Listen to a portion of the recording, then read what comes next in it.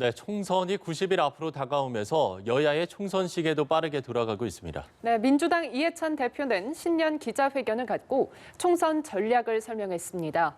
국회에 연결해 보겠습니다. 박현우 기자. 네, 민주당 이해찬 대표가 신년 기자간담회를 통해 총선 구상을 밝혔습니다. 국회에서 열린 간담회에서 이 대표는 4.15 총선은 대한민국이 과거로 후퇴하느냐, 촛불혁명을 완성하고 미래로 나아가느냐를 결정하는 분수령이 될 선거라며 가장 중요한 건 총선 승리라고 밝혔습니다. 그러면서 역사상 최초로 전 당원 투표로 공천 룰을 확정했고 이런 안정된 정당 혁신 성과가 총선 준비에서 나타나고 있다며 선거제도가 바뀌어 비례 의석수를 양보하게 된 만큼 지역구에서 그 이상 얻어야 할 것이라고 강조했습니다. 이 대표는 당정청 간 협의를 잘하고 이를 바탕으로 좋은 성과를 내도록 최선을 다할 것이라고 덧붙였는데요. 질타를 받고 있는 장애인 비하 발언과 관련해서는 그런 분석이 있다는 얘기를 전해 들어서 한 말인데 결과적으로 여러 가지 상처를 줬다고 하면 죄송하다는 말씀을 드리겠다면서 거듭 사과했습니다. 이런 가운데 민주당은 오늘 9번째 인재 영입식도 가졌습니다. 그 주인공은 세계은행 선임 이코노미스트인 최지은 박사였는데요. 민주당은 한국인으로서는 처음으로 아프리카 개발은행에 정규직 이코노미스트로 입사한 뒤 세계은행에 영입된 국제 전문가라고 설명했습니다. 특히 지난해 아프리카 미래 일자리 보고서를 펴내며 주목을 받은 것으로 전해지고 있는데요. 최 박사는 꿈을 찾고 이룬 과정을 청년들과 나누고 싶다며 북한을 개방 경제로 전환하는 일에 함께하고 싶다고 포부를 밝히기도 했습니다. 네, 한국당은 김영호 전 국회의장을 공천관리위원장에 임명했죠. 네, 한국당은 오전 최고위 회의를 거쳐 공관위원장 인선 결과를 발표했습니다. 공관위원장은 말씀하신 것처럼 김영호 전 국회의장으로 최종 낙점됐는데요.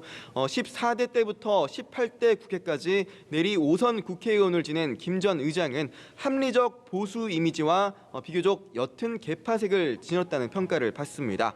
황교안 대표는 당에 있는 지도자로서는 혁신적이고 개혁적인 마인드를 가진 분으로 평가했다고 인선 배경을 밝히면서 김 위원장이 앞으로 혁신 공천, 공정한 공천, 이기는 공천, 또 민생과 경제를 살리는 공천을 실천해 줄 것이라고 기대감을 드러냈습니다. 한국당은 이와 함께 4번째 영입 인사에 대한 발표도 진행했는데요.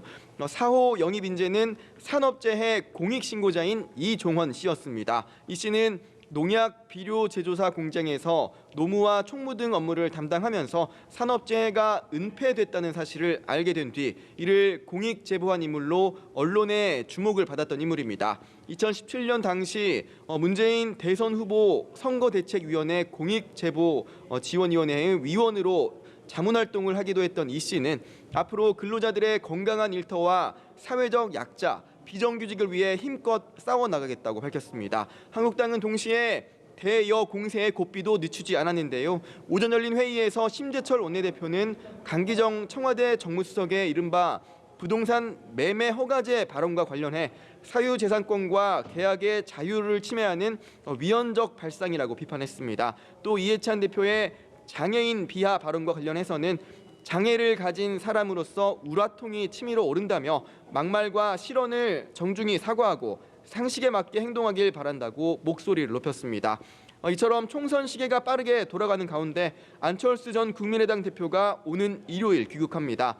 지난 2018년 9월 독일 유학길에 오른 안 전 대표의 귀국은 약 1년 4개월 만인데요. 안 전 대표는 공항에서 귀국 메시지를 밝힐 예정인 것으로 전해졌습니다. 지금까지 국회에서 연합뉴스TV 박현우입니다.